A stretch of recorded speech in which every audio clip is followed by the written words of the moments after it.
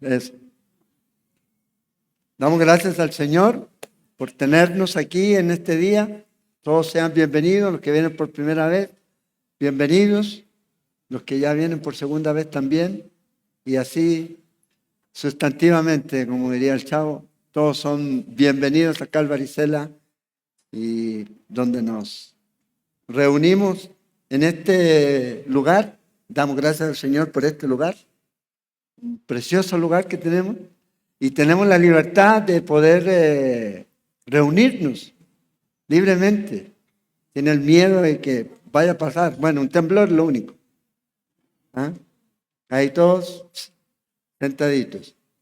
Total, si pasa algo nos vamos al cielo de aquí movidos. Pero nada más, en otros lugares lamentablemente no tienen esa posibilidad, ni siquiera un lugar, y no tienen esa seguridad. Y nosotros debemos agradecer al Señor, ser agradecidos con lo que el Señor nos permite tener, ¿ya? En donde nos permite estar. Así que damos gracias al Señor por eso. Y ayer estuvimos ahí con los adultos mayores de 50, quedamos todos así como traqueados. ¿Ah? Recuerden, es el primer sábado del mes en que nos reunimos, ¿ya? A tomar café, a estudiar la palabra y hacer algo que nos ayude a mantenernos activos, ¿ya? Así como me ven, yo tengo mis años, pero a veces ya a uno le duele todo, ¿verdad? Sí, entonces, y me di cuenta de eso ayer. Bueno, entonces, lo importante es que está ese espacio, aprovéchenlo. Es una buena oportunidad donde nos reunimos para conocernos también, ya de 50 para arriba hasta cerca de la eternidad, no importa. Usted puede llegar, ahí siempre hay espacio. Y lo otro que les quería comentar antes de comenzar nuestro estudio, el miércoles comenzamos la escuela bíblica, el miércoles pasado. Entonces, gracias a Dios, llegó un buen grupo. Si alguien todavía está interesado, quedan 4 campos. Si alguien quiere involucrarse ya en este módulo, lo puede hacer. Entonces, al final, los primeros 4 que lleguen corriendo donde Oscar, ya se pueden inscribir y recuerden, tenemos 2 horarios. ¿Ya? En la mañana de miércoles de 9 a 11 y estamos siendo puntuales. De que si usted tiene que hacer algo a mediodía, sepa que a las 11 estamos. Y por la noche de 6:30 a 8:30. Ahí somos menos puntuales porque hablan mucho el grupo de la noche.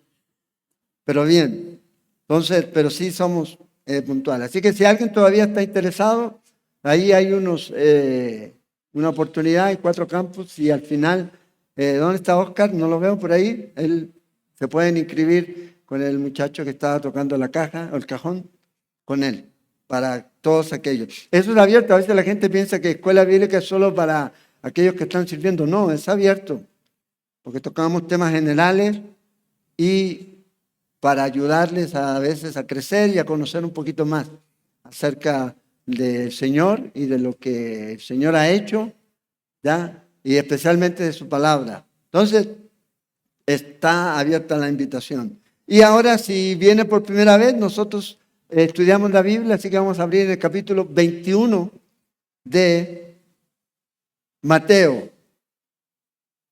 Vamos a través de todo el consejo de Dios y vamos comenzando aquí en Mateo, en el capítulo 21.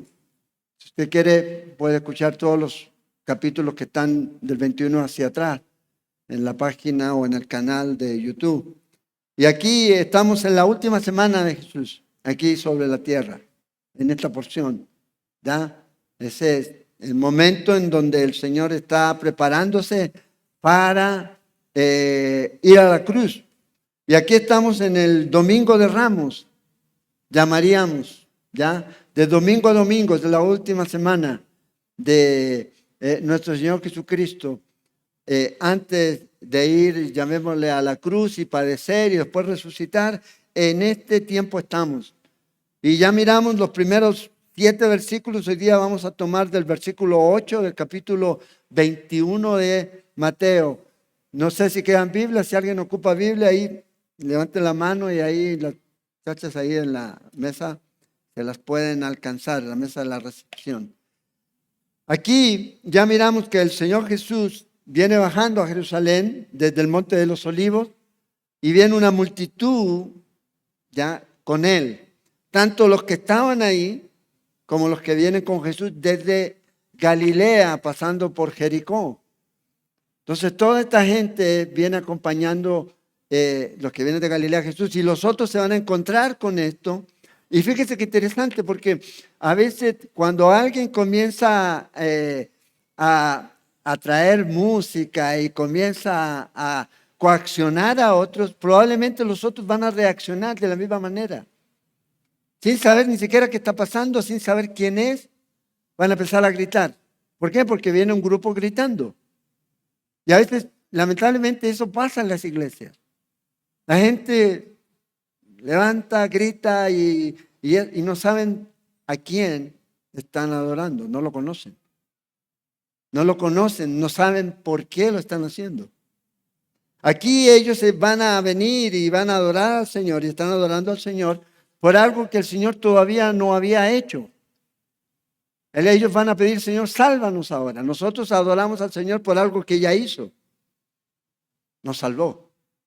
O sea, con mayor razón nosotros debemos tener esa expresión de adoración a Dios. La adoración tiene que ver más bien con lo que somos, más que con lo que hacemos. Porque a veces pensamos que adorar a Dios es cantar y está bien, es parte de. Pero a veces nos quedamos solo en eso. La verdadera adoración nace de un amor absoluto hacia este Dios que ha dado a su Hijo por nosotros. Y eso trae consigo obediencia y sumisión. Verdadera adoración es eso. Y eso es algo que usted y yo hacemos y debemos hacer siempre. En todo tiempo adoramos al Señor. Porque el Señor no solamente no nos salvó aquí, cuando estamos aquí en la iglesia, Él nos salvó. Y usted puede caminar seguro, confiado en que el Señor ha hecho la obra. En Él estamos seguros. La seguridad del creyente está en Cristo Jesús. Entonces, fíjense aquí, tomemos del versículo 8, viene la procesión, ya porque es una procesión, ya que viene bajando ahí desde el Monte de los Olivos, y la multitud, dice el versículo 8, que era muy numerosa, tendía sus mantos en el camino, y otros cortaban ramas de los árboles y las tendían en el camino. Aquí vemos al pueblo reverenciando a Jesús y Jesús permitiendo esto. Ya aquí ya Jesús ya no se va a ocultar. Aquí está, he aquí viene tu rey. Se está presentando como lo que es. Y va a ser interesante porque vamos a mirar que en Malaquías esto estaba profetizado. Cuando Jesús entra al templo y limpia el templo, ese era algo que estaba profetizado. Y aquí Jesús está mostrando quién es, está mostrando su autoridad. Y aquí la gente comienza a tender, dice aquí, sus mantos, era un grupo bastante numeroso, prepararon la ruta ya de su bienvenida al rey, comenzaron a bajar. Marcos nos dice lo mismo, dice que tendían los mantos ahí en el camino, cortaban las ramas y las iban tendiendo en el camino. Y nos dice en el Evangelio de Lucas, en el capítulo 19, que es el pasaje paralelo aquí, que esto ocurre cuando ellos comienzan a descender, cuando comienza el descenso del Monte de los Olivos. Ellos comienzan a bajar y comienzan a ir y van a llegar a un punto ahí en el valle de Cedrón, que es el valle que separa. Ya yo el otro día les puse una imagen ahí del valle que separa ya el Monte de los Olivos con el Monte del Templo. Y es un valle, y es un valle de Cedrón, ya iba como un riachuelo, iba antes, y que corría del norte de la ciudad y llegaba por Judea y caía al Mar Muerto. Ahora, ¿qué es interesante? Ese valle de Cedrón o ese lugar, ese riachuelo, ese lugar, Jesús va a volver a pasar por ahí. Y es en ese lugar en donde generalmente se lavaba la sangre, llegaba la sangre y corría. Jesús en el capítulo 18 va a pasar por ahí antes de ir a la cruz. Va a pasar por ahí, después de haber estado con sus discípulos. Pero aquí Jesús viene bajando y va a llegar a este lugar, descendiendo. Y imagínense todo más de 2 millones de personas entre la ciudad, entre de aquí para allá, todos gritando y todos esperando a ver quién era el que venía. Por eso la gente va a preguntar aquí, ¿quién es este? Ahora, aquí en el libro de Hechos nos dice que cuando Jesús se fue, en el capítulo 1, si usted está tomando notas ahí, en el capítulo 1 del libro de Hechos nos dice que Jesús de este lugar donde está descendiendo, donde está bajando hacia Jerusalén, luego en ese mismo lugar Él subió al cielo. Desde ahí es donde está la ascensión. Y es ahí donde los ángeles le dicen a los discípulos de este mismo lugar, de donde le has visto ir, le dicen a los discípulos, ahí va a volver.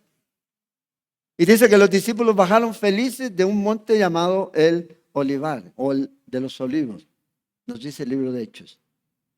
Y es aquí donde el Señor va a venir.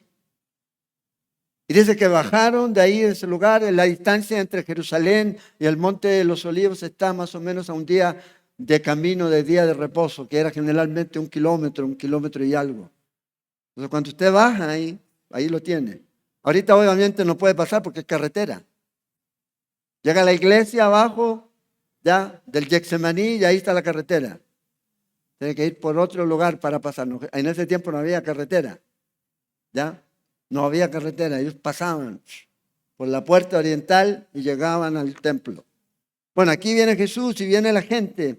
¿Y qué es lo interesante, hermanos? Que la segunda vez que el Señor regrese, va a regresar a ese mismo monte. En el libro de Zacarías, en el capítulo 14, el profeta Zacarías dice ahí que el Señor va a regresar. En el versículo 4 dice que va a poner su pie sobre el monte de los olivos, que está frente a Jerusalén. No hay lugar a duda. Está frente a Jerusalén. Y este monte se va a partir en dos. Y de ahí se va a formar como un valle. Y de ahí va a salir un agua que va a purificar, dice, y que le va a dar vida al mal muerto. Entonces, aquí está el Señor cumpliendo la primera venida, pero también va a cumplir la segunda venida. ¿Cuándo? No todavía, pero lo va a hacer. Ahora, fíjense lo que la gente decía en el versículo 9. Uy, estaban apagados los micrófonos. Estaban saboteándome. Ok. O sea, los de acá no escucharon nada. Solo escucharon de aquí para allá. Bueno, ahí después escuchan. Dice que la gente, en el versículo 9, esta multitud comienza a rendir alabanza al Señor, culto al Señor, ya abierto. O sea, todos ya comenzaron aquí a gritar y a exaltar. Y es la primera vez que Jesús lo permite. Fíjense, el versículo 9 dice, y la gente que iba delante y la que iba detrás, ya dijimos, los que están delante son los que están en Jerusalén, ¿ya?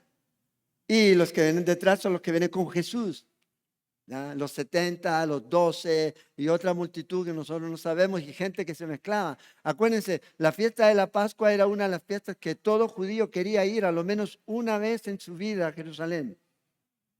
Una vez en su vida. Llegar ahí. Entonces eran miles de personas que venían de diferentes lugares. Familias completas que venían. ¿Se acuerdan cuando se perdió Jesús? ¿Y dónde está Jesús? ¿Cómo la mamá descuidada, diría uno? No, es que venía con la familia. A lo mejor dijeron, se quedó con el primo. Con el primo José se quedó, con el primo Benjamín. Y se dieron cuenta que no. Mucha gente, las familias se ponían, se juntaban, ya, y se ponían de acuerdo. Y no era como para ir, vamos de turismo a Jerusalén. No, era una fiesta religiosa. Y de tener esa oportunidad de estar ahí. Y de celebrar la Pascua. Y de comerse el cordero. Juntos como familia. En ese lugar. Bueno, aquí venía un montón de gente. Y estos venían con Jesús. Y otros que venían y dijeron, wow, aquí está viniendo alguien importante. Y vea lo que dice aquí, los que iban detrás y los que iban delante estaban clamando, estaban diciendo a alta voz, Hosana, sálvanos ahora, es lo que ellos estaban diciendo. Al Hijo de David es lo que gritaban, un título mesiánico. Bendito el que viene en el nombre del Señor, Hosana en las alturas. Entonces aquí lo que esta gente comenzó a gritar es lo que está en el Salmo 118. Hay los salmos que se llaman los salmos de Jalel, de alabanza, desde el Salmo 113 al Salmo 118. Y durante estas fiestas generalmente los recitaban, los gritaban, los cantaban. Acuérdense, este era el himnario de los hebreos. Los libros de Salmos es el himnario de ellos, son cánticos. Son cánticos. A veces nosotros tratamos de crear nuevas canciones, que está bien, pero están los salmos. Póngale música. A no ser que nos cobren derechos de autor después las sociedades bíblicas, pero está difícil. Pero ahí están, ellos lo que hacían, cantaban. Cantaban esto y esto es lo que ellos venían cantando aquí. Y como dije, esta es la única vez que Jesús permitió adoración pública en su ministerio. Durante este ministerio que Jesús tuvo. Y la gente decía al Señor, fíjese, sálvanos ahora. El concepto que los judíos estaban teniendo en este tiempo era de esperar al Mesías. Pero ellos esperaban a un Salvador que los viniera a liberar de los romanos. Eso es lo que ellos esperaban. Alguien que les viniera a quitar esa atadura, esa esclavitud que ellos tenían, ya, por medio de los romanos. Entonces ellos esperaban a su Mesías. Entonces, cuando Jesús viene, lo que hace es más bien liberarlos, pero no de la esclavitud que ellos querían, sino de la esclavitud más grande que manda al hombre al infierno, que es el pecado. Por eso Él es la propiciación por nuestros pecados, y no solamente por los nuestros, dice, sino por todo el mundo. Entonces, esta gente lo que esperaba del Señor es esa liberación. Ya, aquí está. Por eso los discípulos dijeron a Jesús, ¿se acuerda cuando vino la mamá de Juan y uno se sienta a la derecha y a la izquierda? Porque ellos pensaban que Jesús venía a Jerusalén a tomar el poder. Ese Mesías ya político, militar, que venía a quitar a los romanos, pero no era así. Entonces, estas personas dice aquí que lo que están haciendo es pedirle al Señor que los salve. Él los va a salvar. 4 días después, Jesús va a estar colgado en una cruz, salvándolos de todos sus pecados. ¿A quiénes? Aquellos que crean en Él. Fíjate, esta palabra Hosana significa salvar o liberar y es una súplica de oración. Ahora, Dios ya nos ha salvado. Ya es nuestro Salvador. Entonces ahora nuestra oración es oración de gracia por lo que Él ha hecho por nosotros. Gracias por salvarnos. La gente estaba pidiendo un Salvador. Bueno, ahí estaba, pero no lo iban a reconocer. Ahora, en el Salmo 118, en el verso 24, ahí el salmista escribe que este es el día que hizo Jehová. Este es el día en que Jesús está viniendo. No este día, no, ese día, 6 de abril del año 32, Jesús bajando. Ese es el día, ese es el cumplimiento. Ese salmo tiene que ver con el Mesías. Por eso dice, nos gozaremos, nos alegraremos en Él. Ahora sí, a veces usted escucha a los niños que cantan, este es el día. Sí, pero es en el salmo, es profético, es mesiánico, es para el Mesías. No cualquier día, no cualquier tiempo, no, es para una persona específica y para un día específico. Y este es el día. Y si usted sigue leyendo, ellos cantan que sálvanos ahora, te ruego. Es parte del salmo. Bendito el que viene en el nombre de Jehová, bendito el que viene en el nombre del Señor, dice el Nuevo Testamento, o sea, en el nombre del Padre, el Padre lo envió. Entonces esto es lo que esta gente está cantando, pero no están entendiendo la dimensión, no están entendiendo que este hombre que viene montado en un pollino, en un burro, ¿verdad? Es el Mesías que estaba profetizado en Zacarías, en Daniel, en Malaquías, en Isaías. Este es el príncipe de paz, que viene en paz, a traer paz, a dar paz al hombre, primero con Dios. Entonces esta multitud es lo que estaba gritando. Fíjense, en el libro de Marcos, que es el pasaje paralelo, capítulo 11, versículo 10, dice ahí que bendito el reino de nuestro padre David que viene. O sea, esta exclamación tiene que ver con la promesa mesiánica que el Señor le dio a David en el libro de Segunda de Samuel. En el capítulo 7, en el versículo 12-14, se ve esa profecía. Cuando el Señor le dice a David por medio de Natán, porque David quería construir el templo, y Dios le dice, no, tú no lo puedes construir porque tus manos están llenas de sangre. Y va a venir uno, tu hijo, Salomón. Ese es el cumplimiento a corto plazo, no es el cumplimiento parcial. Porque si usted lee este pasaje, dice que su trono va a ser eterno. Su trono va a ser eterno. Y eso es el cumplimiento a largo plazo. ¿Quién es? El Mesías. Entonces, los judíos tenían conocimiento de la Escritura, pero no estaban aplicándolo correctamente.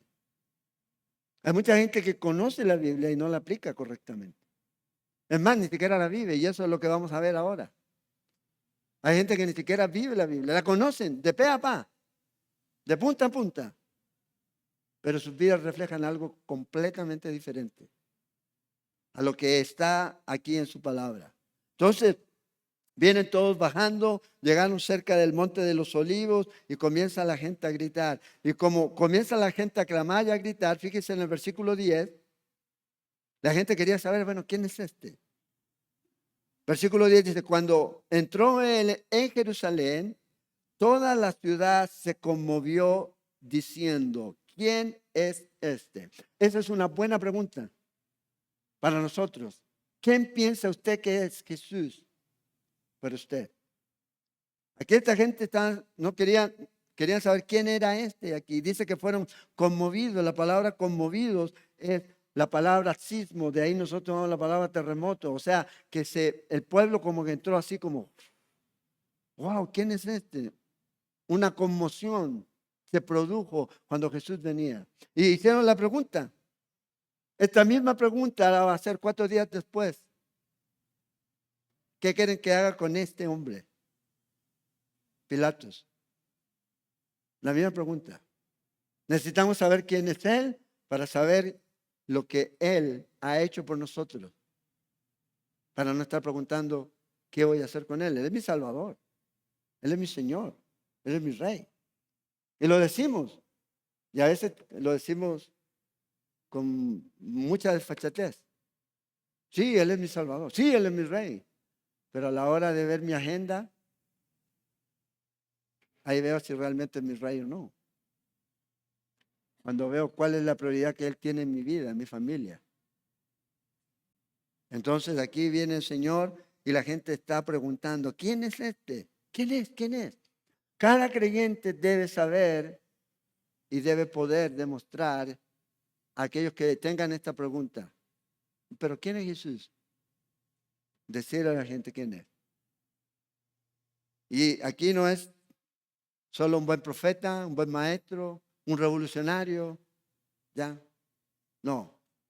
Saber que Él es el Señor, Dios, hecho hombre, Salvador del mundo, que por su sangre derramada en la cruz, para todos aquellos que lo reconocen a Él como Señor y se arrepienten de sus pecados, Dios los perdona. Ese es. ¿Y cómo nosotros sabemos que Dios nos puede perdonar? Porque murió en la cruz, pero vamos a ver que va a resucitar en nuestro relato. Ya resucitó, pero ahí está la prueba más grande. La resurrección de nuestro Señor. Entonces vea lo que dice la gente, verso 11. Y la gente decía, este es Jesús, el profeta de Nazaret de Galilea. Y fíjense qué interesante, las personas que están diciendo esto, parece que conocían el Antiguo Testamento. ¿Por qué? Porque en Deuteronomio, en el capítulo 18, en el verso 18, ahí Moisés profetizó que Dios iba a levantar a uno. Fíjense lo que dice ahí en Deuteronomio 18, 18. profeta les levantaré de en medio de sus hermanos, como tú, le está diciendo el Señor. Y pondré mis palabras en su boca, y él les hablará todo lo que yo le mandare. Entonces esto es lo que estas personas están diciendo. Es este profeta, parece el que dice ahí en Deuteronomio. Ya, obviamente no decían en el capítulo ni nada, pero ahí en Deuteronomio, en la ley, en la Torá. Este es. Entonces, ahora Jesús no solo es un profeta, porque él cumple. Ya, no solo es rey, es salvador y es Dios sobre todo y por todos y en todo. Él es el Señor. Entonces, aquí la gente tiene que tomar una decisión. ¿Qué va a hacer con su vida? Si van a reconocerlo a Él como Señor o sencillamente van a dejarlo pasar. Y hoy día hay muchos hombres, muchos creyentes que realmente reconocen a Jesús, ¿sí? Y hablan de Él, como dijo, como Rey, como Señor, como Salvador, pero a la hora del tiempo que le brindan, a la hora de los talentos y las habilidades que ponen a disposición de Él, servicio que ellos hacen, los dones que ellos han recibido de parte de Dios, se puede ver algo diferente a veces. Vea lo que dice Jesús en el capítulo 6 de Mateo, verso 24. Ninguno puede servir a dos señores, porque o aborrecerá al uno o amará al otro. Estimará al uno o menospreciará al otro. No podéis servir a Dios y a las riquezas. Entonces aquí, ¿a quién estamos sirviendo? ¿Quién es el Señor de nuestra vida? Acuérdense, Dios no quiere ser una parte de nuestra vida, Él quiere ser nuestra vida. No es algo que yo agrego solamente, algo más y sigo manteniendo algo más. No, es todo. Todo, dice el apóstol Pablo, que la vida que él vive, la vive ahora en la fe del Hijo de Dios, en Cristo Jesús. Entonces, como creyentes necesitamos tener esto en cuenta. Ahora, ¿por qué esto es importante? Porque eso va a determinar cómo usted se relaciona con sus hermanos, con el mundo, con la iglesia. ¿Por qué? Porque una persona que reconoce quién es el Señor, reconoce que lo que tiene es del Señor, reconoce que los talentos y las habilidades dadas por Dios son puestas para la bendición de Dios, no tienen que ser coaccionadas a servir a Dios. Por eso a veces la gente está escuchando constantemente, hay que hacer esto, hay que hacer aquí, hay que ofrendar más, hay que... No, cuando yo sé que Él es mi Señor, yo sé cuál debe ser mi prioridad y debo disponer mi vida, sumisión y obediencia absoluta a Dios, porque Él es el Señor. Y recuerden, la obediencia a Dios siempre trae bendición. Ahora, no piensen, ay, bendición, me va a prosperar Dios. No, pero trae bendición, porque usted va a poder estar en paz. Cuando alguien no está bien, siempre hay sobra en el corazón. No está bien lo que estoy haciendo. Pero cuando usted está obedeciendo a Dios, usted sabe que esa obediencia que usted está dando al Señor nace por ese amor que usted tiene hacia Él y no de otra manera. Si somos, perdón, siervos del Señor, debemos cumplir las cosas básicas que Él demande de nosotros. Que Él demande. Pero para que yo pueda cumplir las cosas básicas que Él pueda demandar de mí, yo necesito conocer quién es Él primero. Saber qué es lo que Él ha hecho por mí. Y el resultado de eso es la respuesta a lo que el Señor es y a lo que Él ha hecho por mí. Entonces así usted puede llegar a Efesios capítulo 5. Vamos a Efesios un momento y leer esta porción sabiendo quién es Dios. Y vean lo que dice el apóstol Pablo aquí en Efesios 5:1. Dice, sed pues imitadores de Dios como hijos amados. ¿De qué manera? Bueno, andando en amor, dice. De la misma manera en que Cristo nos amó. De la misma manera en que Él se entregó por nosotros. Como esa ofrenda a Dios, como ese olor fragante. O sea, cuando entendemos quién es Él, ese es el resultado. Andamos en amor. Nos ofrecemos como sacrificio, así como lo hizo por nosotros. Y luego dice ahí en el verso 3 de ese capítulo 5, pero ya es el contraste. Pero, fornicación y todo lo que dice ahí, ni aún se nombra entre ustedes. ¿Por qué? Porque yo entiendo quién es Él. Entiendo que Él es santo. Yo quiero vivir y agradarlo a Él. No para ganarme la salvación, no para ganarme un lugar en el cielo, porque usted ya lo tiene en Cristo Jesús, porque el cielo no se gana.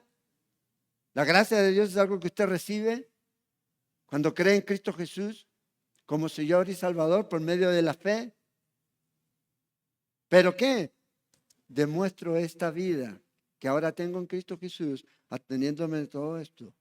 Y todo lo que menciona ahí dice que ni aún se nombre. Más bien lo que debe haber en la vida del creyente, dice ahí Pablo en el capítulo 4, debe haber acción de gracia, alabanzas a Dios. Más bien el apóstol Pablo dice, usted caminando en el Señor, ni siquiera usted debe andar ni participar en estas cosas que esta gente participa. Porque usted realmente está tratando de agradar a Dios. Eso era antes. O sea, no podemos vivir nuestra vida diciendo que ahora somos nueva criatura en Cristo de la misma manera antes de ser creyentes. O sea, tiene que haber un cambio. Como digo, una salvación que no transforma, no es salvación. Una gracia que no nos cambia, no es gracia. Y eso es lo que el Señor hace.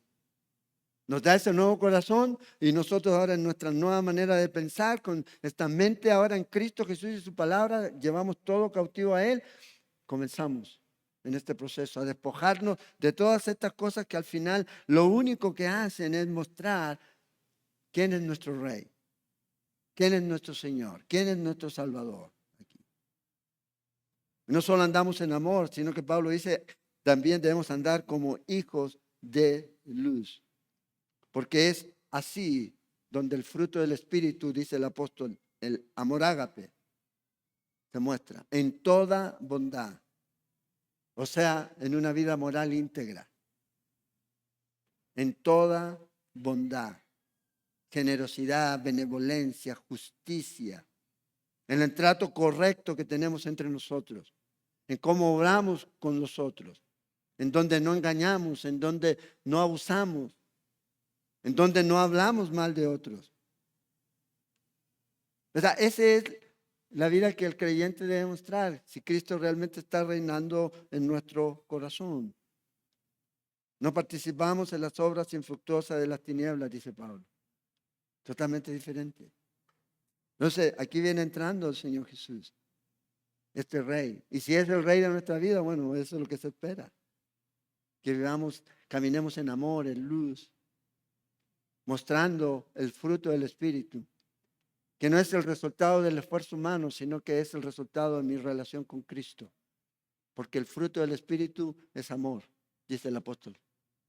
Y eso se va a manifestar en la vida. El amor de Dios, que fue derramado en nuestros corazones, dice Pablo. ¿Cómo debemos mostrarlo? Siendo pacientes unos con otros. Ahora, ¿cuánto es mucha adoración y cuánto es poca adoración? Eso va a depender. ¿Ya? Al que más se le ha perdonado, ¿se acuerda de la mujer? Más adora al Señor. ¿Y cómo lo hace? Con su vida. Sí, tenemos fruto de alabanza a Dios, con nuestra boca. Pero es nuestra vida la que mata. Porque nuestra boca ahora puede estar alabando al Señor y después salimos de aquí Y Dios guarde que se nos atraviese alguien, que nos tape la pasada, que se nos meta a los que manejan, que nos digan algo e inmediatamente con esta boca misma blasfemamos a veces el nombre de Dios. Y no quiere decir que usted va a decir una blasfemia en contra de Dios, pero a veces con lo que estamos diciendo, como estamos hablando, es lo que estamos haciendo. Y recuerden, usted es padre, usted es madre, usted es abuelo, sus hijos lo están escuchando, sus nietos los están escuchando. Y cómo usted reacciona. Después esperamos de resultados diferentes cuando hemos actuado de una manera o hemos hablado de una manera que no agrada a Dios. No se puede. No se puede hacer. Y aquí, si usted, vamos a seguir leyendo después, usted va a ver eso. Que hay niños que repiten lo que sus padres habían repetido el día anterior. Hosana, Hosana. Ojalá que nuestros hijos repitan eso. ¿Ya? Que repitan eso. A veces los chicos repiten cosas y uno dice, ¿y dónde lo aprendió? ¿Dónde lo escuchó? A uno dice, en la escuela, le echamos siempre la culpa a la escuela, ¿verdad? Que puede ser, no digo que no. Pero si lo está diciendo es porque lo está diciendo no solamente aquí, sino en todo lugar. Y usted tiene que decirle no. ¡Pum! Cuando a usted le faltaba el respeto en los tiempos de uno, en la edad de las cavernas, le hablaba mal a la mamá o al papá, le hablaba ni siquiera grosería, le hablaba golpeado, ¿qué pasaba? Quedábamos con parálisis, ¿verdad? Bueno, yo no quedé traumado, ¿no? Se respeta. Y yo hablo, mi papá no era cristiano, pero usted respeta a su mamá. Si el padre deja que sus hijos o cualquiera venga y maltrate a la esposa, entonces no está bien. No está bien. Usted tiene que pararse, no, mijita. No, mijita.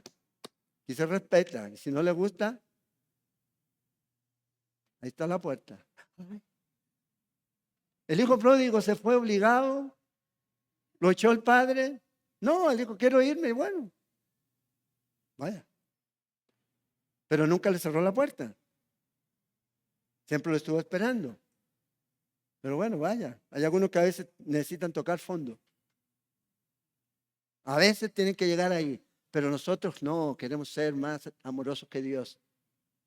Y los libramos de las consecuencias que no o que debieran asumir producto de su desobediencia a Dios. Y no estorbamos. Recuerde, Elí, en Samuel, no estorbó a sus hijos. No los estorbó. Pecaron y vea lo que pasó. Se destruyó la familia. Perdieron todo. Entonces aquí viene nuestro Señor Jesús y va a llegar al lugar que debiera ser el lugar más santo de la tierra. El templo. Fíjense aquí en el versículo 12, Jesús va a purificar el templo. Qué interesante, ¿verdad? Que tenga que purificar el lugar que debiera ser el lugar más santo. Que debiera ser el lugar en donde la adoración a Dios es algo que se hace constante. Sacrificios, incienso. La gente llega ahí a las tinas de purificación, se lavaban y todo eso. Y el Señor va a llegar aquí, a este lugar. La palabra purificación habla de eliminar impurezas. Habla de eliminar elementos extraños de algo. ¿Para qué? Para volver la cosa, el lugar, o lo que sea, a su estado original de pureza, al estado que se desea. Marcos nos dice, y si usted está anotando ahí su Biblia, Marcos nos dice en el capítulo 11 que esto fue al día siguiente. ¿Qué quiere decir? Que esto fue el lunes. Como Mateo no está ahí con el asunto cronológico, él está en eventos. Marcos nos dice que Jesús entró ahí, miró, se fue a Betania y volvió. Y después, ira santa. ¿Ya? Ira santa. Entonces viene Jesús aquí, va a entrar y va a purificar el templo al día siguiente. Marcos nos da una buena cronología de los eventos, ¿ya? Más o menos ahí en días. Entonces estamos aquí que el Señor Jesús viene entrando al templo al día siguiente. Ya bajó a Jerusalén, miró el templo, vio y dijo, no, esto no está bien. No está bien. No está bien lo que están haciendo. Se fue y ahora en el versículo 12 de Mateo 21 nos dice, y entró Jesús en el templo. Aquí la palabra para templo es al área, a los atrios del templo. Habían dos palabras en el griego, hay dos palabras en el griego para identificar el templo. Una de ellas identifica el lugar santo y el lugar santísimo. Y la otra, que es la que está usando aquí, es la que identifica los lugares o las zonas del templo, los lugares de reunión donde se reunía la gente. Entonces, habían varios lugares. Ahí les voy a mostrar, si ustedes tienen buena vista, ahí. El lugar donde Jesús va a estar es el número 12, que ese es el lugar para los gentiles. Luego dentro de eso hay otro patio que es el patio para las mujeres, ¿ya? Y luego hay un patio para los hombres de Israel y luego el patio de los sacerdotes, que es el lugar donde está el lugar santo y todo lo demás. Entonces Jesús viene entrando y va a llegar a esta zona. Hay otra imagen, ahí a ese patio. Ahí es donde estaba, ¿cómo dirían? El mercado de las pulgas, ¿no? ¿Cómo le llaman? Todo, vendía de todo. Se encontraba de todo ahí, pero lo que ellos ocupaban para la adoración. O sea, le vendían o les ponían obstáculos para que ellos vinieran a adorar. Entonces, los gentiles podían llegar ahí y en la otra imagen, esa era una pared. Un gentil, ¿ya? Ahora, cuando Dios diseñó el templo, no diseñó atrios. Era el templo, el lugar, pum, y podían llegar ahí. Bueno, ahí Herodes y todos los demás le pusieron eso para estar bien. No era algo para los gentiles, para estar bien con la gente. Pero pusieron esa pared y en esa pared decía, cualquiera que traspase esto, que no sea judío, traspasa con su sangre en su propia cabeza. Podían matar. ¿Se acuerdan cuando arrestaron a Pablo en el libro de Hechos? Ya en el capítulo 22, que había traído gentiles al lugar, al templo, que era al otro lugar. Obviamente no había ocurrido, pero eso es la acusación. Entonces aquí, imagínense, ahí la Pascua, miles de personas, y viene nuestro Señor Jesús a este lugar, y en vez de encontrar un lugar en donde se suponía que era un lugar de adoración, un lugar de santidad, un lugar en donde no había obstáculos, no se necesitaba a lo mejor tanta cosa para adorar al Señor, más que lo que ya se había establecido en la ley, más bien lo que encontró fue algo diferente. Encontró una cueva de ladrones. Lamentablemente hoy día hay muchas cuevas de ladrones que lo que hacen es comercializar con la fe, porque eso es lo que estaban haciendo. Estaban vendiendo, no cualquier cosa, y vamos a ver eso ahora aquí. Entonces Jesús entró en el templo de Dios y echó, dice aquí, ¿ya? A todos los que estaban ahí. Ahora, esta es la segunda vez que Jesús hace esto. Si usted ha leído la Biblia o el Nuevo Testamento, va a encontrar que en el Evangelio de Juan, en el capítulo 2, está la primera vez. Eso fue al comienzo del ministerio de Jesús. Y está llegando al final, no entendieron. No entendieron, son eventos diferentes. Inmediatamente después de que Jesús hace eso en el capítulo 2 de Juan, dice que los líderes religiosos le dijeron, ¿y tú con qué autoridad haces esto? Aquí no, aquí va a ser al día siguiente, hasta el martes. Porque Jesús va, pum, pum, va a dar vuelta y se va a ir. y hasta el otro día. En Juan dice ahí que el Señor usó un látigo. Aquí no dice nada de eso. ¿Ya?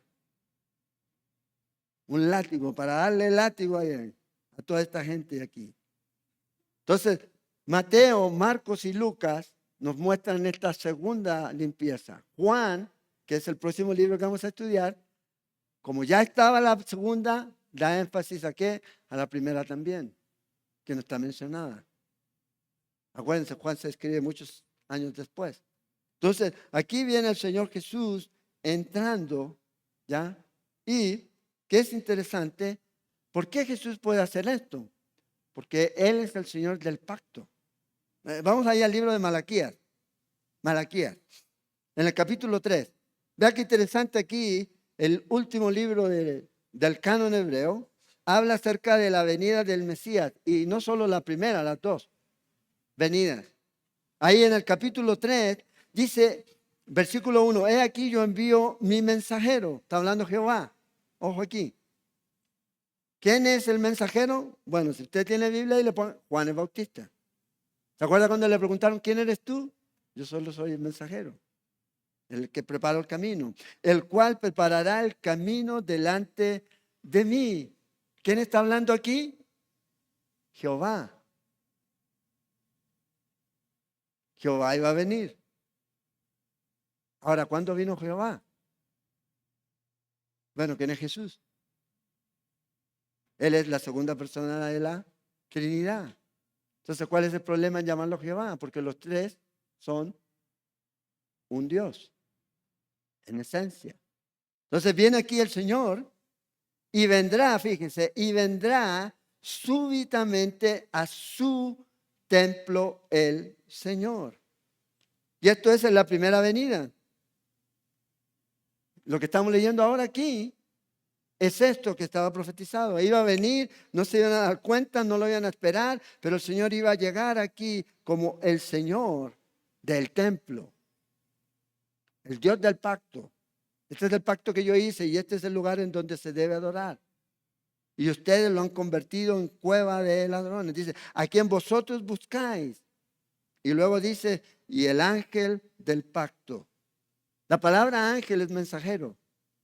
Y la referencia aquí es a Jesús. Él es el mensajero del pacto. En él tengo complacencia, dice. El ángel de Jehová en el Antiguo Testamento, usted lo ve muchas veces, ¿verdad? Y en algunas ocasiones es Jesús. Es Dios mismo manifestándose. En otras, obviamente no. Pero cuando viene Jesús, usted ya no ve más al ángel de Jehová en el Nuevo Testamento. ¿Por qué? Porque Jesús ya está ahí. No aparece más. Él es de la revelación. Él es el que vino. Y Él es el que es el ángel del pacto, el enviado, el mensajero del pacto. Por eso aquí el Señor llega al templo. Por eso el Señor viene a este lugar y tiene toda la autoridad para limpiarlo. Porque era su templo. El lugar que Dios les dio a ellos instrucciones que lo hicieran para que ahí se adorara el nombre del Señor. No en cualquier lugar como lo hacían los gentiles, paganos, que adoraban en las montañas y en cualquier lugar y a cualquier cosa, no. Ahora, si usted sigue leyendo, porque dije que esta es la segunda venida también, ahí en el versículo 2 dice, ¿y quién podrá soportar el tiempo de su venida? ¿Cuál venida? La segunda. ¿Quién va a poder pararse en pie? Y luego sigue diciendo aquí, ¿o quién podrá estar en pie cuando Él se manifieste? Porque Él es como fuego purificador y como jabón de lavadores. Está la segunda venida. Vea, está la primera venida, está la segunda venida y es más, el Señor nos regala el milenio aquí. Fíjese en el versículo 3, y se sentará para afinar y limpiar la plata, porque limpiará a los hijos de Leví, los afinará como a oro y como a plata, y traerá a Jehová ofrenda en justicia. ¿Cuándo va a ocurrir esto? Cuando el Señor establezca su reino en la tierra, su reino literal, lo que nosotros conocemos como el milenio. Entonces, aquí Malaquías dice, hey, viene el mensajero, ya vino, lo mataron, y ahora el que viene entrando al templo, ¿quién es? El Señor del pacto. Y a estas personas los va a sorprender. Lo están buscando, pero en realidad no lo esperaban. Y no esperaban que esto ocurriera aquí. Ahora, fíjense, hay algo interesante aquí, porque esto no, del versículo 3 no ha ocurrido, que el servicio sacerdotal estará en pleno funcionamiento en el milenio. Ahorita no puede haber eso. ¿Por qué? Porque no hay templo. No hay templo. Si no hay templo, no hay sacrificio. No se puede hacer sacrificio. Porque ese es el único lugar que Dios estableció aquí. Y los levitas van a ser restablecidos otra vez en el futuro. Y para que podamos ser restablecidos estos levitas, tiene que seguir esa línea genealógica. Tiene que existir los judíos. Yo no sé de dónde sacan que Dios ya rechazó a Israel, cuando Dios tiene un plan con Israel. Sí, ahí están, stand-by, endurecido corazón. Pero Dios otra vez va a volver a tratar con ellos. Y aquí en Malaquías usted puede ver que eso es lo que va a ocurrir. Entonces déjeme darle el contexto y la próxima semana vamos a ver este capítulo aquí. Bueno, imagínese Jesús viniendo y toda la multitud, toda la gente viajaba. Cuando usted viajaba desde largos lugares, ciudades lejanas, podía ir donde el sacerdote de su lugar y decirle, me voy a Jerusalén y quiero que me revise este corderito, porque lo voy a llevar para el sacrificio. Ok, le decía, pase para acá, pum, pum, pum, lo rezaba. Listo, este está sin mancha y sin tacha, le decía el sacerdote, llévelo. Está el chun aprobado, pum, chun approved, pum, le ponía la prueba ahí. Se lo llevaba y iba confiado. Además, tenía que llevar medio ciclo para pagar en el templo. Entonces decía, no importa, cuando llega allá debe haber una casa de cambio, hay cambio. De hecho es lo que había, porque dice que el Señor va a echar a los cambistas. Entonces imagínense el asunto este. Estas personas hicieron un negocio, los líderes religiosos montaron un negocio en el que las personas traían su animalito y el sacerdote del templo o los sacerdotes del templo le decían, tráigalo. Y me dice, no, aquí yo vengo con la aprobación. A ver, no, tenemos que revisarlo nosotros. Y lo revisaban y lo miraban. Ah, sí, no le sirve. Tiene mancha. Y el otro le decía, ¿y dónde? No, tiene mancha. Yo pasé 18 meses en una granja aprendiendo a identificar animales con manchas, no puros. Y eso es lo que hacían. Habían granjas en donde instruían a estas personas para identificar defectos. Y lo hacían por 18 meses. Pero defectos que a la larga después se transformaron en defectos creados por ellos mismos. ¿Por qué? ¿Cuál era el negocio? Bueno, vaya y compre nuestro animalito certificado allá, que obviamente le va a salirle más caro. Más caro. Entonces estaban estorbando a la gente a adorar a Dios. Luego venían con el dinero y decían, bueno, quiero comprar el ciclo del templo, la moneda del templo. Porque no podía ser ni griega ni romana, tenía que ser la moneda del templo. Ok, sí, se la cambiamos al 15%. Interés. 2 horas, 3 horas, 4 horas de trabajo de una persona. Era el cambio. O sea, están haciendo negocio por todo lado. Por todo lado. Se han hecho cálculos que en una fiesta o a veces estos hombres en ese tiempo podían ganarse desde 40 hasta $50,000. Ahora es bastante plata, imagínense en ese tiempo. Porque estamos hablando de que venían miles de personas. Y estaban aquí, y fíjense, estos hipócritas que se suponía que tenían que permitir que la gente viniera y ponerle los menos obstáculos. Nadie está diciendo que dejaran pasar cualquier cosa, pero lo hacían con engaño. Se estaban enriqueciendo. De hecho, se enriquecieron. La familia de Caifás, primero de Anás, que era el sacerdote, ¿ya? Primero, y después pasó a su yerno, que era Caifás. Todos se enriquecieron, todos tenían negocios, todos tenían su bolichito ahí en el templo, donde vendían los productos que supuestamente eran autorizados. ¿Usted ha visto una iglesia que les vende la agüita de Jerusalén, del río Jordán, la rosa de no sé qué? Y uno dice, ¡ay, qué escándalo! Pero ¿cuántos cristianos están diciendo a la gente, venga y pacte? Por Dios, ¿quiere que su hijo sea salvo? Pacte. ¿De dónde sacan eso? ¿De dónde sacan eso? No es la Biblia. No es la Biblia. Porque Dios en ninguna parte ha dicho que si usted pacta por su hijo se va a salvar, porque la salvación es personal. La salvación se trata del libre albedrío. Él tiene que decidir. Dios no lo va a obligar a salvarse. Ni yo lo puedo obligar a salvar a mis hijas. Ahora ellas son salvas porque han creído en Cristo Jesús. No porque sean la hija del pastor. Pues, son salvas por la... No. Hay hijos del pastor que se van al infierno. Es terrible. Entonces, estas personas estaban aquí sencillamente teniendo este negocio en el lugar más santo. En donde Dios decía, sí, en Éxodo usted pague el ciclo ya. Pero cámbienlo de igual a igual. No con intereses. Y no con intereses como los que hacían estas personas. Aquí un 15%. Escuela rabínica que enseñaba a la gente. ¿Ya? A engañar a la gente. A llamar impuros a los que no, ya otros ya habían revisado aquí. Obligaban a la gente a eso. Cualquier cosa que sea obligada para Dios, Dios no la quiere. Les digo de una vez. Dios no la quiere.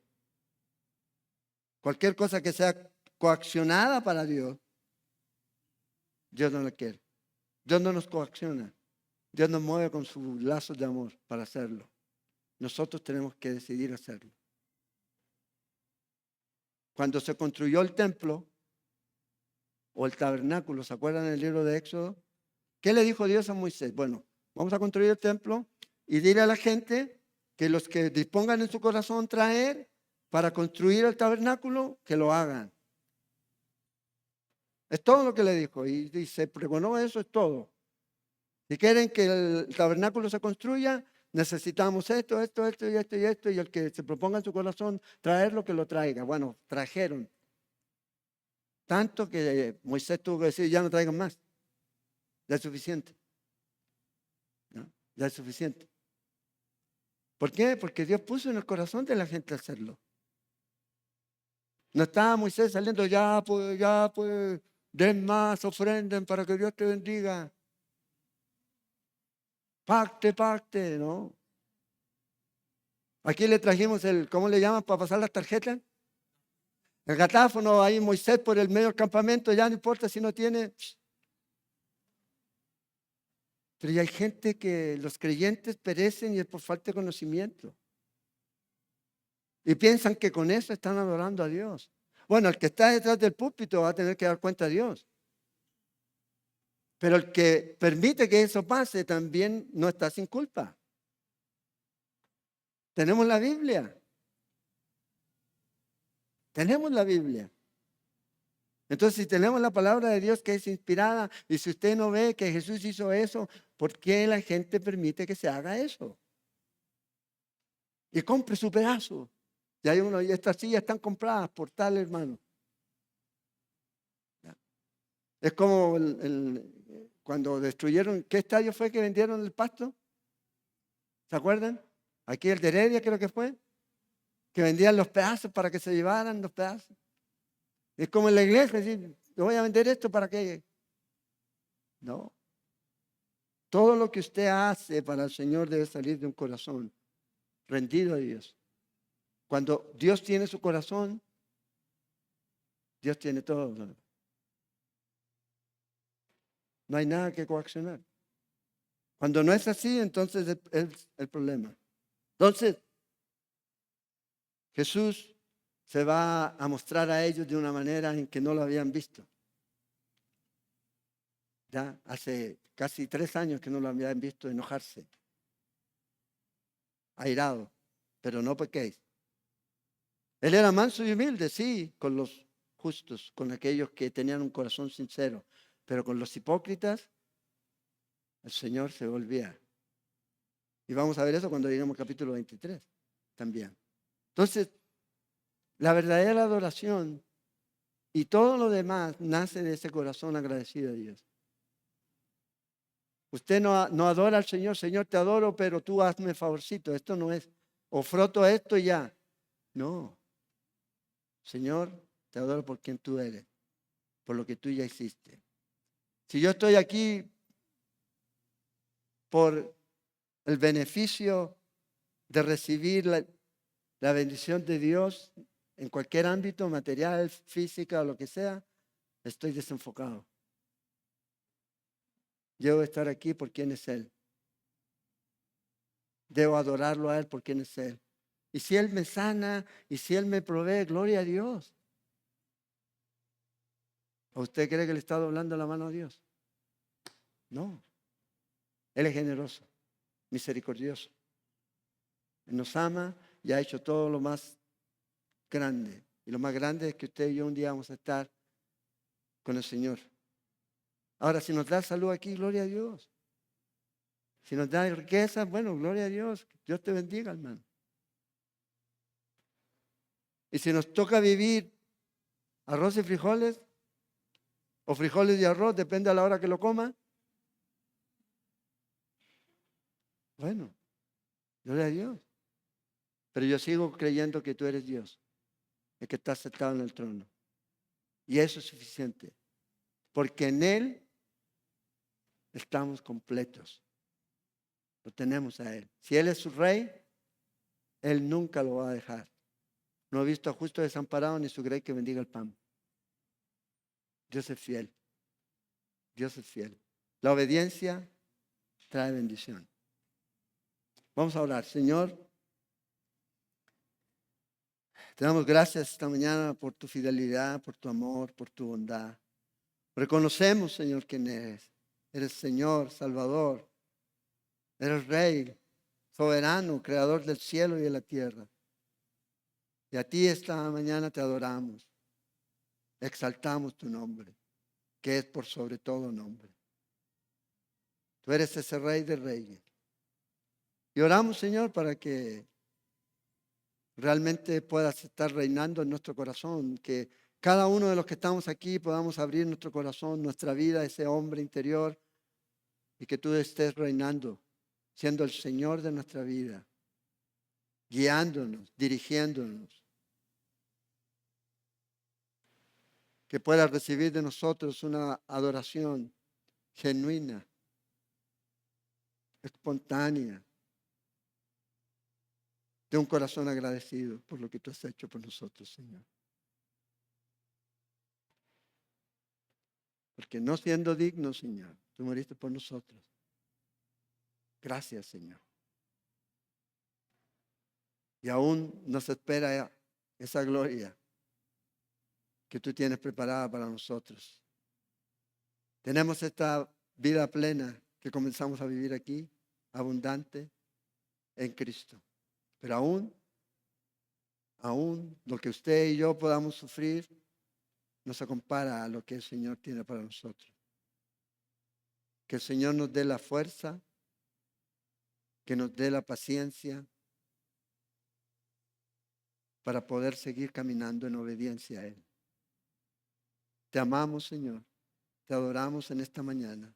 Recibe nuestra adoración, porque solo tú eres digno.